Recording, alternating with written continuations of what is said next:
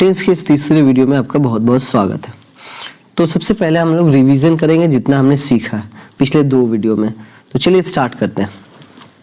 अभी हमारा क्या टेंस हमने पढ़ा है कि टेंस का मतलब काल होता है या समय होता है। ठीक है, इसके बारे में आप लोग अच्छे से जान चुके हैं।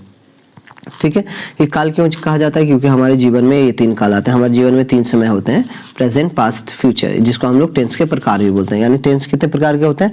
3 प्रकार के, present, past and future tense. ठीक है, ये 3 प्रकार के। अब बोला गया कि टेंस कहते किसको? जिससे किसी कार्य के करने या होने का समय पता चलता है, उसे टेंस कहा जाता है। ठीक है, उसके बाद है कि प्रेजेंट टेंस किसे कहते हैं? जिससे वर्तमान समय का बोध होता है उसे प्रेजेंट टेंस कहते हैं। जिससे बीते हुए समय का बोध होता है उसे पास्ट टेंस कहते हैं। जिससे आगे आने वाले समय का बोध होता है उसे फ्यूचर टेंस कहते हैं। जैसे मैं खुश हूं तो ये हो गया प्रेजेंट टेंस में, मैं खुश था ये हो गया पास्ट टेंस में, मैं खुश रहूंगा तो ये हो गया क्या? फ्यूचर टेंस में। ठीक है, अब इसका पहचान, प्रेजेंट टेंस का पहचान क्या है कि अंत में क्या रहेगा? है, हो, हूं, ये सब रहेगा तो प्रेजेंट टेंस का वाक्य होगा।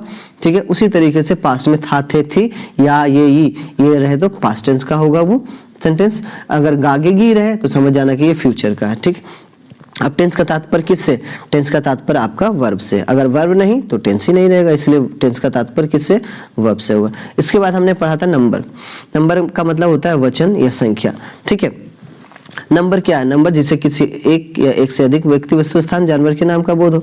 ठीक है, एक जिसमें एक का बोध होता है वो सिंगुलर नंबर कहलाता है। ठीक है, जिसमें एक से अधिक का बोध होता है वो प्लूरल नंबर कहलाता है। जैसे मान लो अब डॉग बोलते हैं। ठीक है, अ डॉग बोलते हैं तो क्या हो जाता है?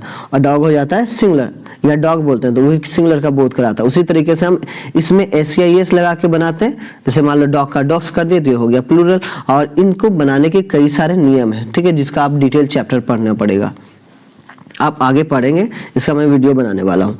ठीक है, नाउन का पूरा डिटेल्स जिसमें सिंगुलर प्लूरल सब पढ़ाया जाएगा। उसके बाद है कि नाउन को तो हम सीधा बना लेते हैं कि बैग है तो बैग्स बना लेते हैं, यानी नाउन का इस तरीके से प्लूरल बनता है। लेकिन अगर वर्ब की बात करें तो वर्ब ऑलरेडी पहले से क्या होता है? वो प्लूरल ही होता है, मेन वर्ब। ठीक है, जैसे गो है तो ये क्या सिंगुलर है कि प्लूरल? ये प्लूरल है। ठीक है, वहीं अगर बैग का है तो बैग क्या सिंगुलर कि प्लूरल? ये है सिंगुलर क्योंकि ये नाउन है।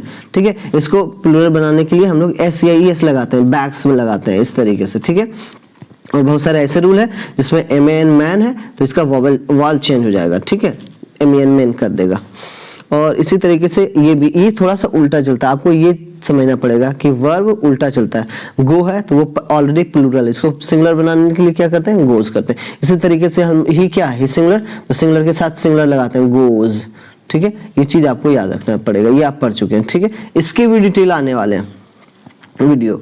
चलिए आगे बढ़ते हैं। पर्सन आपने जाना कि पर्सन 3 होते हैं, फर्स्ट पर्सन, सेकंड पर्सन और थर्ड पर्सन। ये पूरा पर्सन है। ठीक है, फर्स्ट पर्सन होता है बोलने वाला, सेकंड पर्सन होता है सुनने वाला, थर्ड पर्सन होता है जिसके बारे में बोला जाए। ठीक है, ये आपको याद रखना। अब फर्स्ट पर्सन में बोला गया कि फर्स्ट पर्सन भी होते हैं, 2 होते हैं। सिंगुलर, एक होता है सिंगुलर नंबर, यानी इसको नंबर वाइज किया गया तो ये सिंगुलर नंबर में हो गया आई, और प्लूरल नंबर में हो गया वी। उसी तरीके से सेकंड पर्सन में यू और यू दोनों में सिंगुलर प्लूरल दोनों समान होता है, और इसके साथ हमेशा प्लूरल वर्ब का ही प्रयोग होगा। ठीक है, जब भी होगा तो प्लूरल वर्ब का ही यूज होगा, कभी भी आप सिंगुलर इसके साथ नहीं लगाइएगा। ठीक है, यू के साथ इज कभी नहीं, हमेशा आर, हैव, ये सब। थर्ड पर्सन जो होता है वो इसके बारे में बोला जाए, और ये थर्ड पर्सन का ये सिंगुलर नंबर है और ये प्लूरल है। जैसे ही, शी, इट, नेम, ये सारे क्या है हमारा? ये हमारा सिंगुलर नंबर है। और दे, राम एंड श्याम, ये क्या है हमारा? ये हमारा प्लूरल नंबर है। ठीक है, अब इसके बाद हमने ये समझा था कि सब्जेक्ट किसको कहते हैं? जैसे काम करने वाला व्यक्ति है ना सेंटेंस में, वो क्या कहलाएगा? हमारा सब्जेक्ट कहलाएगा। जैसे आई ईट ए मैंगो, तो इसमें कौन है सब्जेक्ट? इसमें आई है सब्जेक्ट, क्योंकि खाने का काम कौन कर रहा है? आई कर रहा है, इसीलिए। अब किसको खा रहा है? तो a mango, I eat a mango, खा रहा है मैंगो को, तो मैंगो क्या होगा? ऑब्जेक्ट, यानी जिस पर कार्य हो रहा है वो क्या हो जाएगा? ऑब्जेक्ट हो जाएगा। ठीक है, क्रिया तो आप समझ में आ गया कि खाना यहाँ पे क्रिया, तो इस तरीके से इसको भी समझ सकते हैं। अगला आएगा, इसको हमने बताया था कि वर्ब क्या होता है।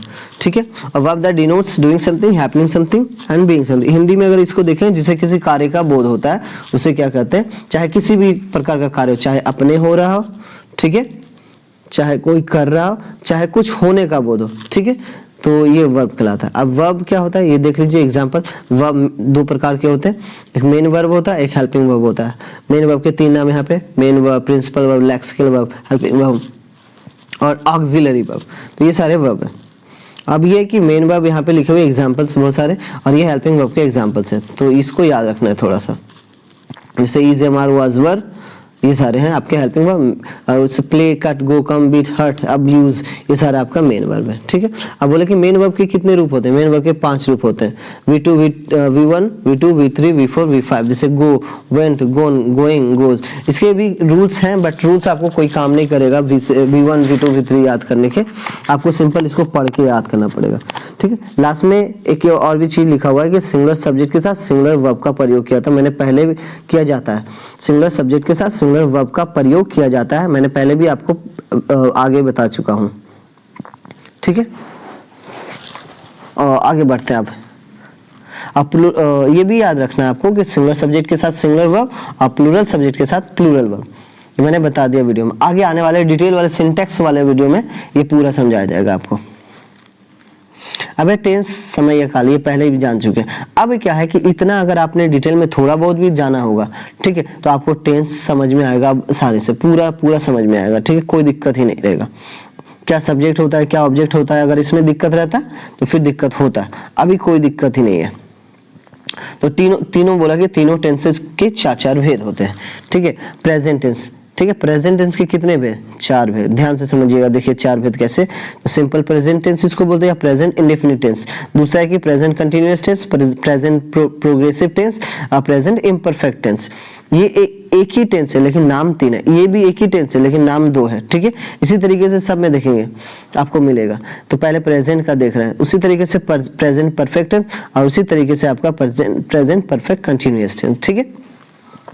ये चीज आपको ध्यान में लेके चलना है। सिंपल प्रेजेंट टेंस बोलेंगे या प्रेजेंट इंडेफिनिट टेंस बोलेंगे, present continuous tense, present progressive tense and present imperfect tense. ये नाम है तीनों, एक ही टेंस का नाम है, प्रेजेंट सिंपल, प्रेजेंट प्रोग्रेसिव का, इम्परफेक्ट का, ठीक है। उसी तरीके से पास्ट में भी होगा, उसी तरीके से फ्यूचर में भी होगा, उसी तरीके से आपका पास्ट में होगा कंटीन्यूअस वाले में, फ्यूचर में भी होगा, सारे के कॉमन नाम है ये, ठीक है। तो आई होप आप लोग को समझ में आ रहा है। अब चलिए स्टार्ट करते हैं। बोला कि सिंपल प्रेजेंट टेंस कैसे होता है, क्या होता है, ठीक है। अब आपको इसको करने के लिए आपको इसका पहचान याद रखना पड़ेगा। जैसे राम खाता है, तो हिंदी वाक्य की क्रिया के अंत में जब ता है ती है रहता है ना, तो वो क्या होता है, सिंपल प्रेजेंट टेंस का वाक्य कहलाता है। जैसे कि राम आम खाता है, ठीक है, तो राम इट्स मैंगो, तो इसका रूल होता है कि सब्जेक्ट प्लस V1 या V5 प्लस ऑब्जेक्ट। देखिए ये जो राम है ना, ये सब्जेक्ट, इट्स हो गया V5 और मैंगो हो गया ऑब्जेक्ट। इसी तरीके से इसमें V2 का प्रयोग हुआ, राम एट अ मैंगो, ठीक है। इसी तरीके से क्या होगा, Ram will eat a mango, ठीक है।